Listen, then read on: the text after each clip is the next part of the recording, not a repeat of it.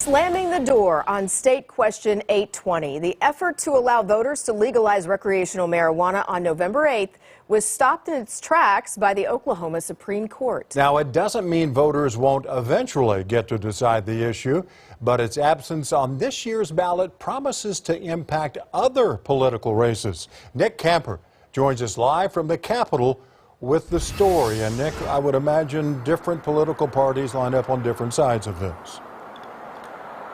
You would think so. We did actually talk to Michelle Tilley last week, who said she doesn't really see it as a partisan issue. But when it comes to this, when it comes to the decision today, the state election board, they told the court that they would need enough time to print the ballots effectively, correctly. But the organizers say they did everything they needed to do. They did it in plenty of time.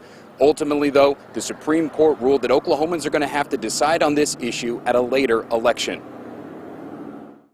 After months of anticipation, Oklahomans hoping to legalize recreational marijuana will have to wait. In their ruling, the court says petitioners diligently prepared State Question 820 for submission on the November 2022 general election ballot, agreeing in part with the 820 organizers by adding, any delays to the process were caused by the Secretary of State's learning curve associated with use of new software and by the filing of 4 statutorily allowed protests.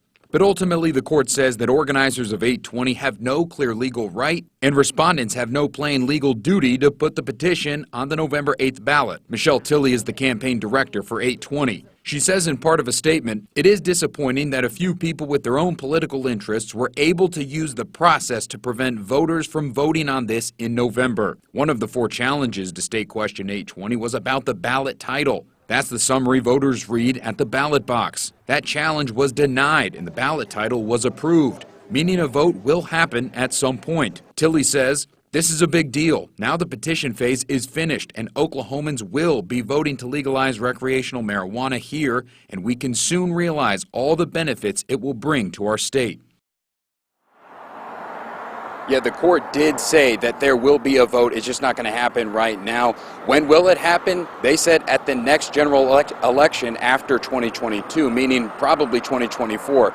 Now, it could be on a special election. That would be called by the governor or it would be called by the legislature. Now, going back to the voting, in 2018, when medical marijuana was on the ballot, there was a huge spike in turnout. So Tilley didn't think that it was a partisan issue, but it would drive out voter turnout. That was almost universally understood.